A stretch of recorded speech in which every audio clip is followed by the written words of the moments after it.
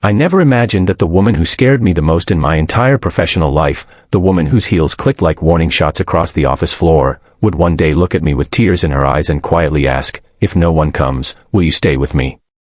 And I definitely never imagined I'd hear those words while we were stranded together on a deserted island, surrounded by nothing but ocean, silence, and the kind of truth people only reveal when everything else is gone. Before I tell you how any of that happened, let me just say this: nothing prepared me for how kindness, simple, human kindness, can change someone's heart, even someone you thought didn't have softness in them at all. But I'm getting ahead of myself. Before we dive into the story, don't forget to subscribe, like, and leave a comment if this story speaks to you. It helps our channel, Soul Lift Stories, reach more people who love emotional and inspiring true-to-life tales. Thank you for supporting the community. The story really starts long before the island. It starts in a brightly lit office in downtown Cleveland, where I worked as a junior project coordinator for a woman named Miranda Hayes, our department director. She was sharp, brilliant, and as intimidating as a CEO on Wall Street. People respected her, but they also feared her. And I was no exception. Miranda wasn't cruel, exactly. She just had this cold, polished way of speaking, like she was always disappointed, even when she wasn't. She expected excellence at all times. If you met her expectations, she'd nod once. If you didn't, she'd raise an eyebrow that could melt steel. And me? Well, I was the guy who triple-checked emails before sending them because I was terrified of making a mistake. The guy who rehearsed presentations in the bathroom mirror so I wouldn't stumble over my words in front of her. I wasn't particularly brave, and I wasn't trying to be. I just wanted to keep my job and maybe, someday, earn a small nod of approval. So when Miranda told me I was joining her for a quick overnight trip to a small island off the coast of Florida for a client meeting, I nearly swallowed my tongue. It wasn't optional. It wasn't a request.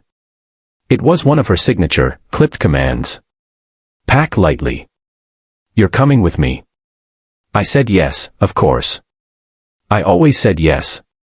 The morning we flew out, the sky was clear, blue, almost unreal.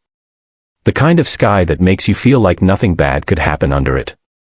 The plane was one of those tiny charter things that look like they shouldn't be allowed to leave the ground.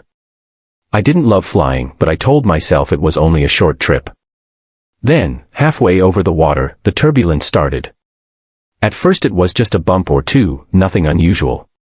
But soon, the entire plane jolted so hard that Miranda's laptop slid off her tray. Another jolt, then another. The pilot shouted something I couldn't understand. The oxygen masks didn't drop, but the panic did. Miranda, usually composed like stone, gripped the armrests with white knuckles. That scared me more than any turbulence ever could.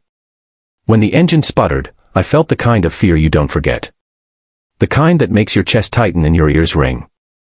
The plane hit the water harder than I expected.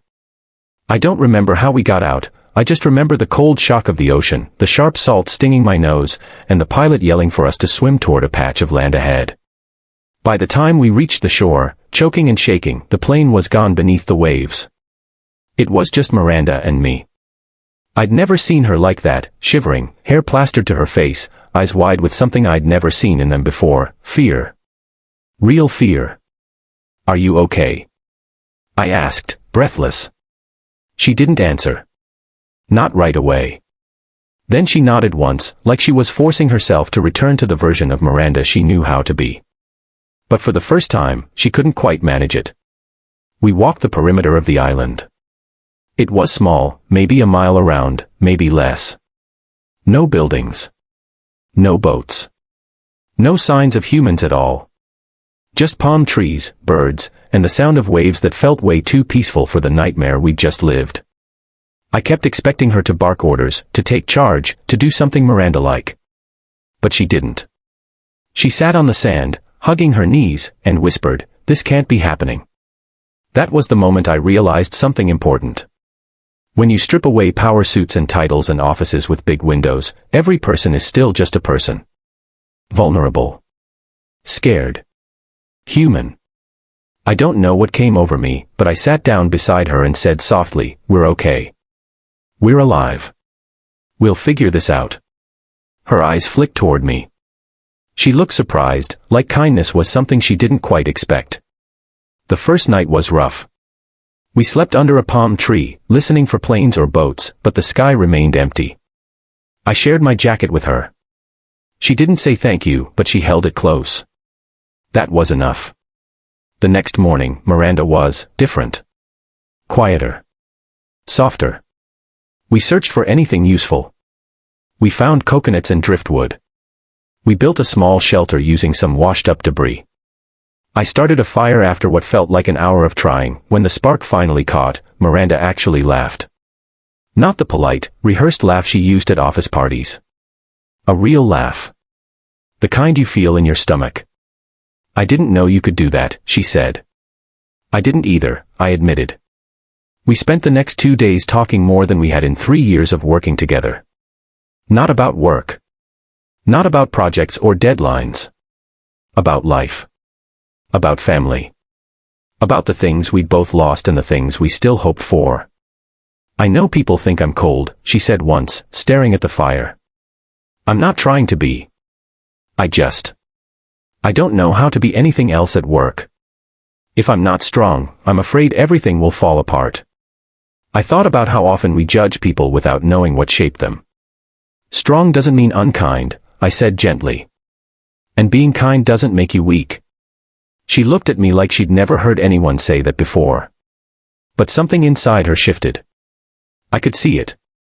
On the third night, a storm hit. Our shelter threatened to collapse under heavy rain. Wind whipped the trees and lightning cracked open the sky. Miranda panicked, clinging to my arm. It's okay. I shouted over the wind. I've got you.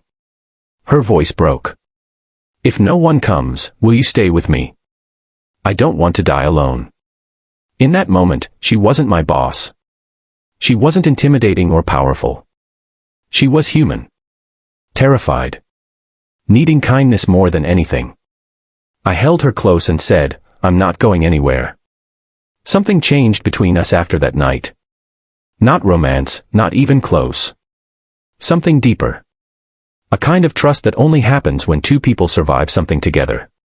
For days after the crash, we heard the sound of a helicopter. We ran out to the beach, waving branches and shouting until the pilot spotted us.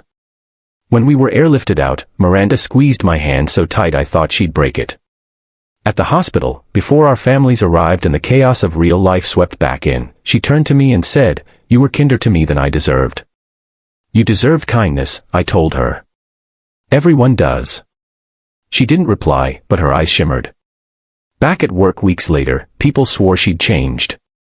She smiled more. She listened instead of brushing people off. She even thanked the interns by name, something she'd never done before. One afternoon, she stopped by my desk, something else she'd never done. I've been thinking a lot about what you said, she said softly. About kindness not being weakness. She gave me a look that was almost shy. I'm trying. And she was. For the first time since I'd known her, Miranda wasn't just a good boss. She was a good person to work with. Sometimes, the biggest transformations happen when life strips away everything but the truth. And sometimes, all it takes to change someone is one moment of genuine compassion. Looking back, I'm grateful for that terrifying, unexpected adventure. Not because of the fear, or the hardship, or the danger, but because it taught me something I'll never forget. Kindness doesn't just heal others. It heals the person who gives it. And sometimes, it changes the course of someone's entire life. If you enjoyed this story, let it be a reminder that kindness isn't small, and it's never wasted. Even the gentlest gesture can touch someone more deeply than you may ever know. Thank you for watching Soul Lift Stories, and may you find opportunities today to spread a little love, a little warmth, and a little kindness into the world.